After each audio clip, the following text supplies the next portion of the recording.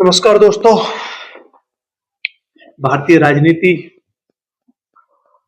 में युवा का भागीदारी, युवा का योगदान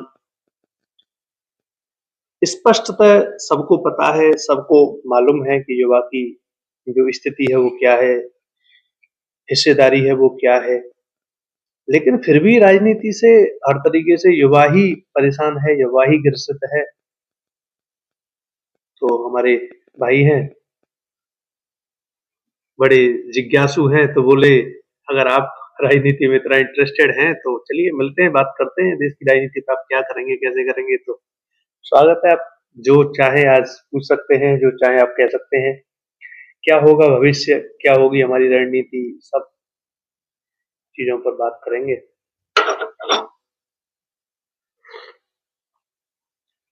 राजनीति जो शब्द है आज से 400-500 साल पहले इसको बड़े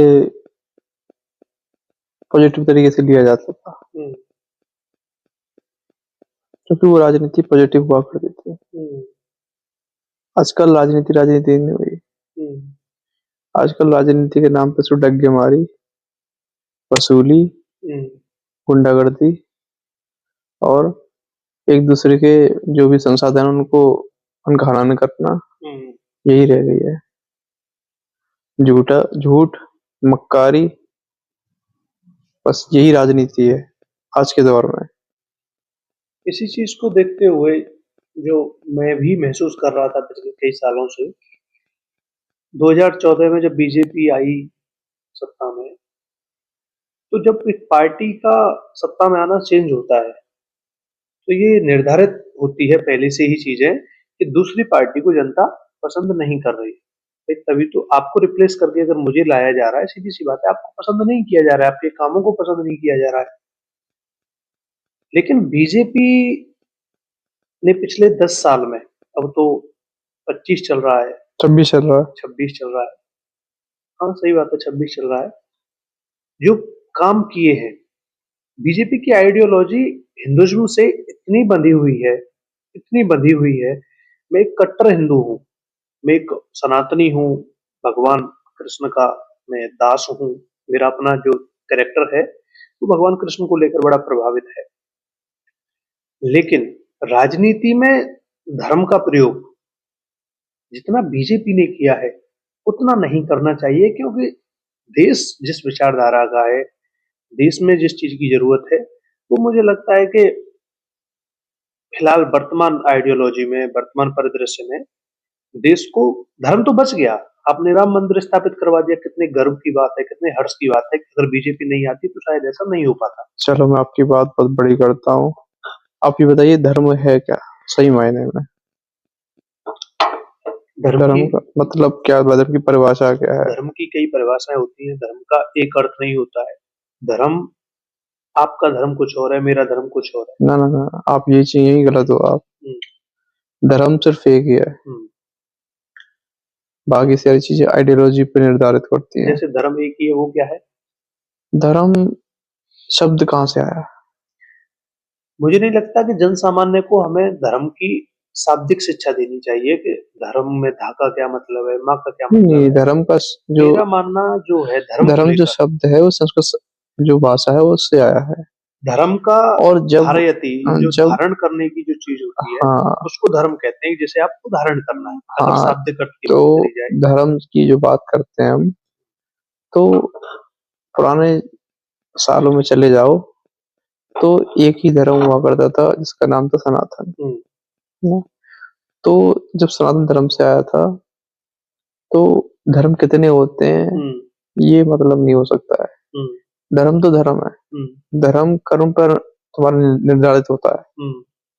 जब चीज तुम्हारी एक चीज से दूसरी चीज में निर्धारित होती है उसको हम धर्म कहते हैं। धर्म क्या? एक जीवन जीने की शैली है ना? तुम अपने जीवन को किस तरीके से जीते हो, किस तरीके से चीजों को कर रहे हो, उसको धर्म कहते हैं। ठीक है, पूजा शैली को धर्म नहीं कहते हैं। तुम्हारी जीने की प्रक्रिया है। जैसे कि मैं हूँ, मैं हिंदुस्तान में रहता हूँ, मैं वेजिटेबल खाता हूँ, मैं नॉन वेज नहीं खाता हूँ। मेरे यहाँ की जो क्लाइमेटिक कंडीशन है वो अलग है। आप रहते हो रशिया में, वहाँ की क्लाइमेटिक कंडीशन अलग है। आप एक चीज भूल गए। हाँ। शुरुआत में यही शब्द यूज किया था मैंने कि आपका धर्म अलग हो सकता है, मेरा धर्म अलग हो सकता है। यही मैं कहना चाह रहा था कि धर्म की कोई एक परिभाषा नहीं होती है। धर्म कोई एक पर्टिकुलर वे नहीं है। सनातनता भारतीयता की पहचान है। हमारे हिंदुस्तान की पहचान है सनातन। और उसमें हिंदू हिंदू का शाब्दिक अर्थ लोग अरबियों के सिंध को हिंद कहना, ये सब चीजें जोड़ते हैं, वो ठीक है, एक अलग मसला है, उसकी भी बात नहीं चल रही।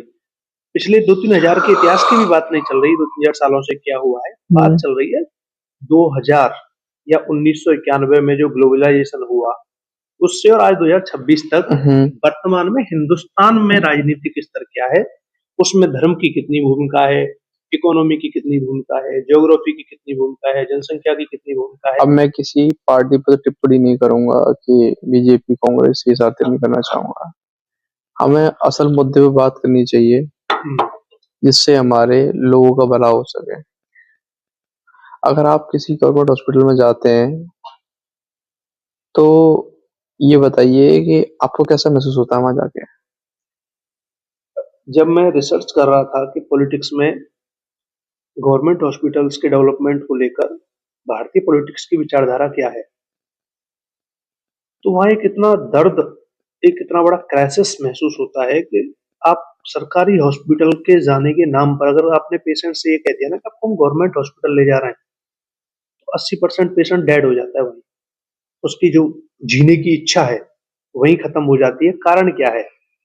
गवर्नमेंट की पॉलिसीज का लागू न होना, उनका क्रियान्वयन न होना। देश में सबसे ज्यादा आवश्यकता इस समय जिस चीज की है, धर्म तो मेरा मानना है पूर्ण रूप में स्थापित हो चुका है। हिंदू धर्म को न कोई डिगा सकता है, न कोई डिगाने की साहस कर सकता है, न पहले कर सकता था। ठीक है, जो घटनाएं घटी न आज कर सकता है। और बीजेपी के लिए, बीजेपी का यहाँ तक थैंक यू है कि बीजेपी ने एक ऐसे समय पर हिंदू धर्म को प्रोटेक्शन दिया है जहां शायद चीजें धूमिल हो चुकी थी। लेकिन धर्म से ही काम नहीं चलेगा, धर्म से आगे बढ़ना चाहिए हमें।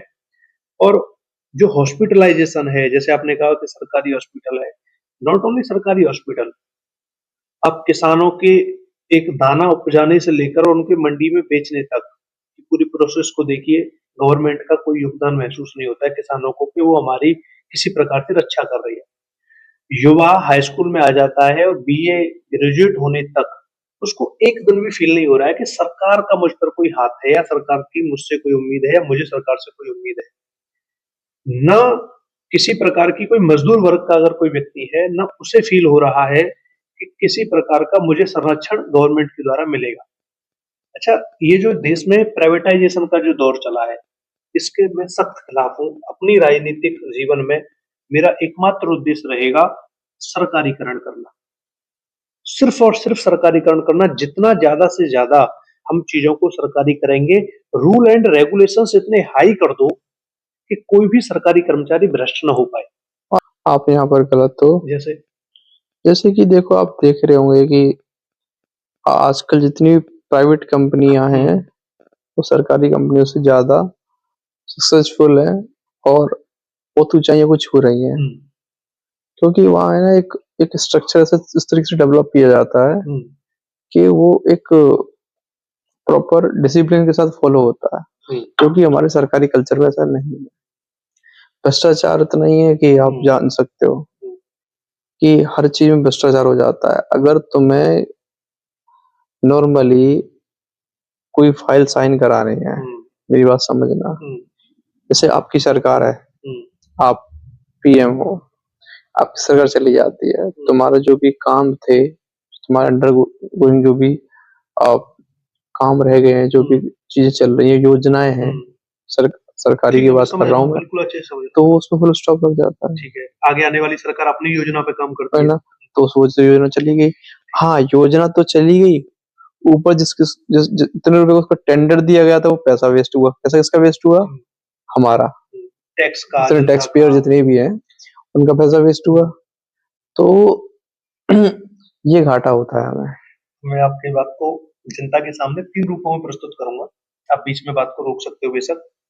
आपने कहा कि प्राइवेटाइजेशन सही है, गवर्नमेंट सरकारीकरण के आज की दुनिया में। भोली भाली जनता को यही तो बेवकूफ बनाया जा रहा है। इस देश में 80 करोड़ युवा है। प्राइवेट कंपनी को जब टेंडर दिया जाता है तो उसका जो प्रॉफिट होता है वो प्रॉफिट किसी एक व्यक्ति को जा रहा है या उस कंपनी के 10 मालिकों को जा रहा है। ज्यादा से ज्यादा शेयर बिक रहे हैं, बस समझिएगा बात को। वही काम सरकार भर्ती निकाले एक पर्सनल डिपार्टमेंट के लिए। सरकार ने आपके जैसे कोई कैफे है और कैफे के लिए एक नीति बनाई, एक पूरा स्ट्रक्चर बनाया, एक आयोग बनाया और एक बिल्डिंग खड़ी कर दी कि भारत के पूरे कैफेज सरकारी होंगे, सरकार की ओर से तनख्वाह मिलेगी और सरकार का शेयर होगा। और वहां पर जो सिक्योरिटी गार्ड होंगे वो गवर्नमेंट के होंगे। वहां पर जो सेफ होंगे कैफे में काम करने वाले वो गवर्नमेंट के होंगे। रोजगार कितना बनने लगा, गवर्नमेंट रोजगार बनने लगा, फिक्स सैलरी होने लगी, जीवन सिक्योर होने लगा और उसका जो बचत होगा, उसका जो इनकम होगा वो गवर्नमेंट को जा रहा है, न कि किसी व्यक्ति को। व्यक्ति को पैसा जाने पर जो हानि है देश को, वो ये हानि है कि व्यक्ति उस पैसे का निजीकरण कर देगा, उस पैसे को अपने लिए यूज करेगा। सरकार उससे सिवाय कुछ टैक्स लेने के नहीं कह सकती कि पैसे को हमें दो क्योंकि ये पैसा हमारा है। पहला घाटा तो ये है। लेकिन आपने जो कहा सरकारी योजनाओं में, सरकारी स्ट्रक्चर में भ्रष्टाचार, ये नीतिगत फॉल्ट है। ये एक संरचना में, जैसे आपने एक अपना कैफे खोला, वो कैफे मान लीजिए आपका कैफे तो आपकी सरकार का हो गया ना, आपके घर में आप अपनी सरकार हो ना, आप उस सरकार के खुद पीएम हो ना, और आप कहो कि भाई मुझे इस कैफे को किसी थर्ड व्यक्ति को दे देना है क्योंकि मेरे घर में मुझे किसी पर भरोसा नहीं है। ये तो आपके नियमों की कमजोरी हो गई। आप ऐसे नियम बनाइए, सीसीटीवी कैमरा लगवाइए अपने कैफे में, आपके घर का पैसा आपके घर में रहना चाहिए। उस पैसे को थर्ड व्यक्ति ले जा रहा है, वो आपको सिवाय कुछ हिस्सा देने के कुछ नहीं देगा। तो मेरा मानना यह है कि भारत में ज्यादा से ज्यादा सरकारीकरण होना चाहिए। प्राइवेटाइजेशन एक एकमात्र छलावा है। इस पर मैं बहुत बड़ी एक रिसर्च रिपोर्ट दे सकता हूँ। गवर्नमेंट को सब पता है लेकिन कोई बोलने वाला नहीं है। भारतीय राजनीति में एक परंपरा को फॉलो किया जा रहा है, एक स्ट्रक्चर को फॉलो किया जा रहा है जिसके अगेंस्ट कोई जाना नहीं चाह रहा है और उसको तोड़ना है। इसीलिए ये यूथ सोच, ये राजनीति, समाज सेवक सूरज एक सिर्फ नाम नहीं है, ये वो सूरज है जो हर युवा को फील करना है कि वो सूरज है। हर युवा को ये समझना है कि ये सूरज हम खुद हैं और हमको खुद प्रश्न करना है कि ये सब हो रहा है, क्यों हो रहा है। हमारी वोट की कितनी वैल्यू होनी चाहिए, हमारी वोट की क्या वैल्यू बची है। आप दिल का हाथ रख के कह सकते हैं कि हमारी वोट की कोई वैल्यू है। सांसद को वोट देने के बाद हमको, आज तक मैंने अपने जो जिले में जो भी मेरे सांसद महोदय हैं, मैंने उनकी शक्ल नहीं देखी अपने गांव में। पिछले 10 साल से मैं ऑन कैमरा कह रहा हूं, मेरे सांसद महोदय मेरे गांव में शायद एक बार के लिए आए हैं। हमारे मथुरा की सांसद तो हेमा मालिनी है। वो मुंबई से बताओ, मथुरा में सांसदगिरी करने आ रही है। तो सांसद कैसा होना चाहिए? तो अच्छा, तुमने बहुत बड़ी बात कही है। ये चुना किसने है? जनता ने। तो बस। और जनता ने क्यों चुना है, मैं यहाँ जनता को दोष नहीं दूंगा। मैं सच बता रहा हूँ आपको, जो मैंने राजनीतिक दृष्टि से सीखा है, सोचा है। जनता को जो दिखाया जा रहा है, जनता को जो एडवर्टाइजमेंट के द्वारा या तरीके तरीके की रैली के द्वारा जो दिखाया जा रहा है, वही तो जनता को, दूसरा ऑप्शन ही नहीं मिल रहा है। रागा या मोदी, रागा या मोदी, रागा या मोदी। कभी अखिलेश जी आ गए, कोई मायावती जी आ गई, कभी कोई आ गया, लेकिन सब अपने अपने तरीके से उसी स्ट्रक्चर में, ढांचे में काम करते। रही बात, आपने ये भी कहा कि तब क्या होगा जब मैं 5 साल गवर्नमेंट में रहा, मैंने अच्छी अच्छी पॉलिसीज लागू कर दी, लेकिन पता चला कि मेरी गवर्नमेंट चेंज हो गई, मुझे इतने सांसद या विधायक नहीं मिल पाए, तो फिर क्या होगा? यही तो राजनीतिक परिवर्तन है, यही तो क्रांति है, यही तो रिवॉल्यूशन है कि सभी गवर्नमेंट पार्टियों को जो सत्ता में आ सकती है, केंद्र में आ सकती है, उनको ये सोचना चाहिए कि देश के लिए महत्वपूर्ण क्या है। अभी एआई समिट हुआ है, उसमें कांग्रेस पार्टी ने बीजेपी की गलती को इतना बढ़ा दिया कि इंटरनेशनल लेवल पर भारत की बेइज्जती करवा दी कि चाइना का डॉग जो है वो रोबोट के रूप में वहां प्रस्तुत कर दिया है। लेकिन वहीं कांग्रेस ये भी तो कर सकती थी कि इंडियन लेवल पर संसद में बीजेपी के खिलाफ चीजें करती और नेशनल लेवल पर चीजों को न उभरने देती इतना। वहां 80 देशों के राष्ट्राध्यक्ष, राष्ट्रपति, पीएम आए हुए हैं। अर्थात यहाँ केवल अवसरवादिता की राजनीति हो रही है। यहाँ राष्ट्र का कोई महत्व ही नहीं बचा है। केवल और केवल जनता की निगाह में दूसरे को गिराना और खुद को उठाना बचा है, चाहे बीजेपी हो चाहे कांग्रेस हो, जो मुझे अभी तक फील हो रहा है। जैसे कि अगर मथुरा का सांसद बना दिया जाए तो आपका सबसे पहला कर्तव्य क्या होगा? देखो, मथुरा में एमपी अगर मान लीजिए मैं बना, मथुरा को जो 360 चेंज करने का जो विजन है, हर संसदीय सीट के लिए हर जगह पर, चाहे मथुरा ही नहीं कहीं भी बना दीजिए, मैं कह रहा हूँ वीक से वीक स्टेट में मुझे आप भेज दीजिए, लोकसभा क्षेत्र में भेज दीजिए। शुरुआत में सब ऐसे ही कहते हैं। शुरुआत में हाँ, उस पर भी आएंगे। शुरुआत में सब ऐसे कहते हैं, पहले इसको पूरा करते हैं। कहीं भी भेज दीजिए, सबसे पहली जो बेसिक चीजें हैं, वहां के गवर्नमेंट स्कूल को देखिए कि उनकी स्थिति क्या है। गवर्नमेंट स्कूल का जायजा करने के बाद वहां जो कानूनी आप जो सुविधाएं पहुंचवाते हैं वो पहुंच रही है कि नहीं पहुंच रही है, नहीं पहुंच रही है तो पहुंचवाओ, पहुंच रही है तो उन्हें अच्छे से लागू करवाओ। दूसरा, वहां का इंफ्रास्ट्रक्चर रोड का। मथुरा में जो जाम है, सांसद होता किस लिए है? जनता की समस्याओं को देखकर उन्हें सॉल्व करने के लिए। कितनी बड़ी प्रॉब्लम है जाम। तीसरा है यहाँ जो ट्रेवलिंग है, जो टूरिस्ट आते हैं उनका जो मैनेजमेंट है, उसको इतने बड़े स्तर पर मैनेज करना कि किसी को कोई तकलीफ ना हो, किसी में कोई दिक्कत ना आए। बाकी फिर तो गांव में लोगों को जोड़ देना, जैसे पेंशन योजना पहुंच रही है नहीं पहुंच रही है, सरकार की जो नीतियां हैं वो पहुंच रही है नहीं पहुंच रही है। कोई सांसद यूनिक नहीं होता, जैसे आपने कहा बोलते सब है। एग्जैक्टली मोदी जी जितने भाषण दे चुके हैं, मोदी जी जितने वचन दे चुके हैं, मैं कह रहा हूं कि अगर कोई पीएम बनना चाहे भी तो अब शब्द नहीं बचे, क्या बोलेगा? भाई ये महत्वपूर्ण नहीं है कि अब एक व्यक्ति ने सब कुछ बोल दिया है तो दूसरा बोलेगा तो वो तो गलत है, फिर क्योंकि दूसरे ने गलत बोला था। एक व्यक्ति चोर है तो सब चोर थोड़ा ही हो जाएंगे, और काम सबको वही करना है। एक कैफे में कोई व्यक्ति गया, वहां पिज्जा खराब मिला, अब वो किसी और कैफे में जाएगा ही नहीं कि वहां तो सब जगह पिज्जा खराब मिलता है।